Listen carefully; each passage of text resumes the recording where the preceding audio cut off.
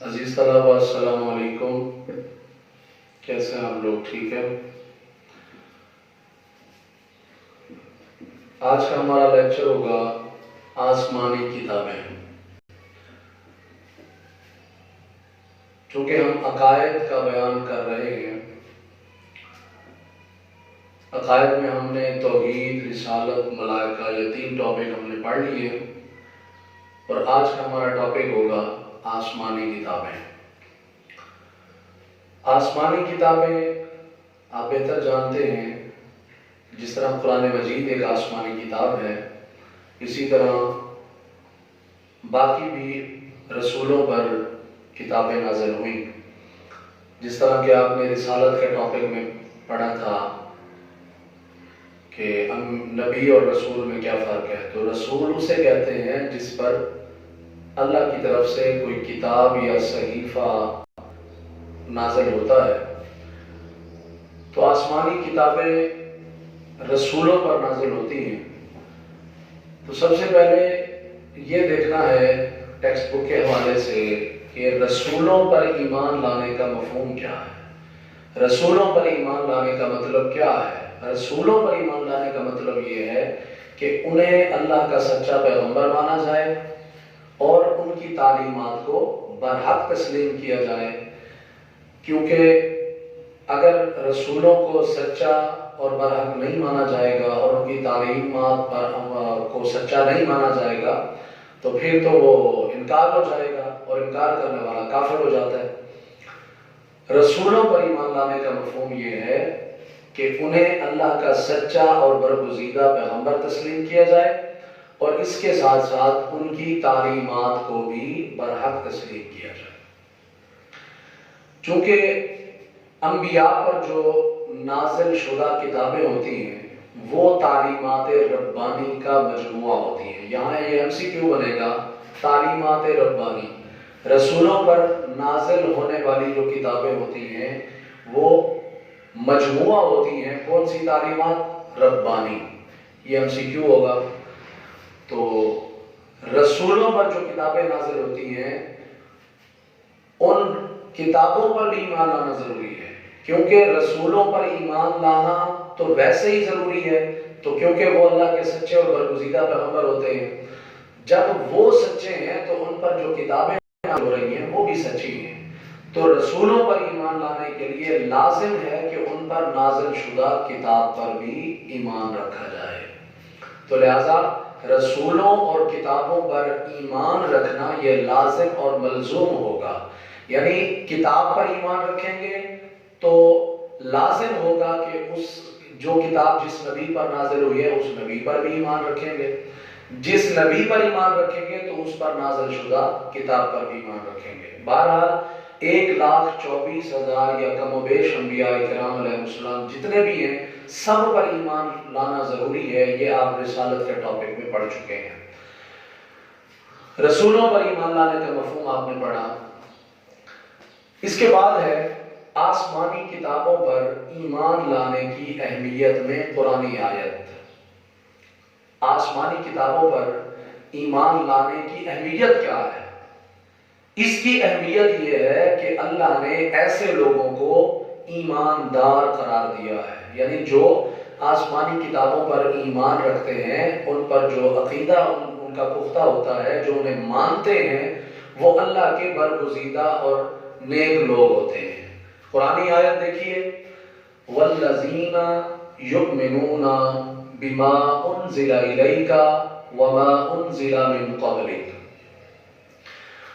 والذین، اور وہ لوگ، یؤمنون، جو ایمان رکھتے ہیں، بما، اس پر، انزل، جو نازل ہوا، الیکا، آپ کی طرف، اے محمد صلی اللہ علیہ وسلم، جو آپ پر نازل ہوا ہے اس پر بھی ایمان رکھتے ہیں، وما انزل، اور جو نازل ہوا من قبلکا، آپ سے پہلے، یعنی جو کتابیں آپ سے پہلے نازل ہوئی ان پر بھی ایمان رکھتے ہیں، اور جو آپ پر نازل ہوئی ہے یعنی قرآن مجید اس پر بھی ایمان رکھتے ہیں۔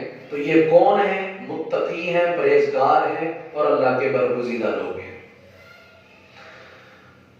آئیے اگلا ہمارا سوال ہے آسمانی کتابوں اور ان کے پیغمبروں کے نام، یعنی مشہور آسمانی کتابیں کون سی ہیں اور وہ کن پیغمبروں پہ نازل ہوئی۔ یہ بڑا مشہور و معروف سوال ہے، بڑے عرصے سے آپ پڑھتے چلے آ رہے ہیں۔ بہرحال چونکہ یہ ٹاپک ہے آسمانی کتابوں کا تو یہ والا سوال بھی اس کے اندر لازمی ہونا چاہیے۔ تو آسمانی کتابوں کے نام: تورات، اس کے بعد زبور، اس کے بعد انجیل اور اس کے بعد قرآن مجید۔ آپ بتا سکتے ہیں کہ تورات کس نبی پر نازل ہوئی؟ حضرت موسیٰ علیہ السلام۔ زبور کس نبی پر نازل ہوئی؟ حضرت داؤد علیہ السلام۔ انجیل کس نبی پر نازل ہوئی؟ حضرت عیسیٰ علیہ السلام پر۔ اور قرآن مجید آپ کے اور میرے پیارے نبی حضرت محمد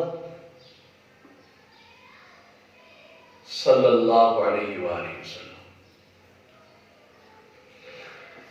تو یہ چاروں ایم سی کیو بھی بن سکتے ہیں۔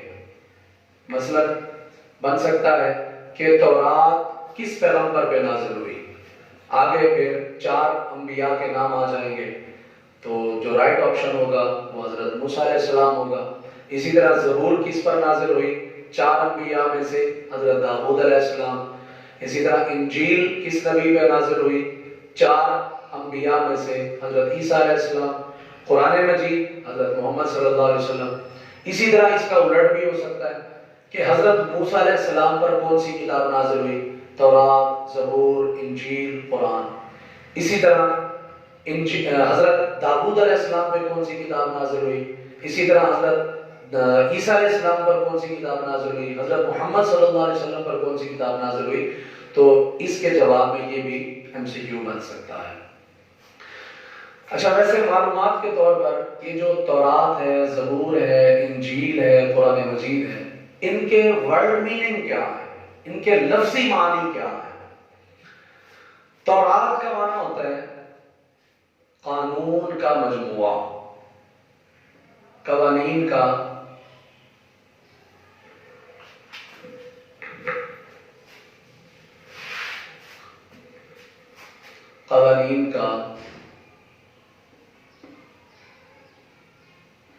مجموعہ۔ زبور کا کیا معنی ہے؟ زبور ویسے آسمانی صحیفے کو بھی زبور کہتے ہیں اور تعلیمات کے مجموعے کو بھی زبور کہتے ہیں، اور اس کا ایک معنی ہے مزامیر، مزامیر کا مجموعہ۔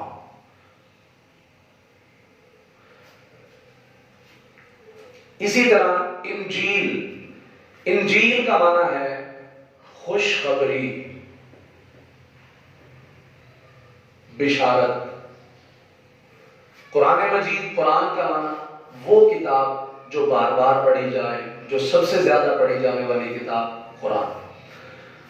بہرحال اسی طرح ایک سوال یہاں پر یہ بھی بن سکتا ہے کہ چند مشہور رسولوں کے نام لکھیں، چند مشہور رسولوں کے نام لکھیں، یعنی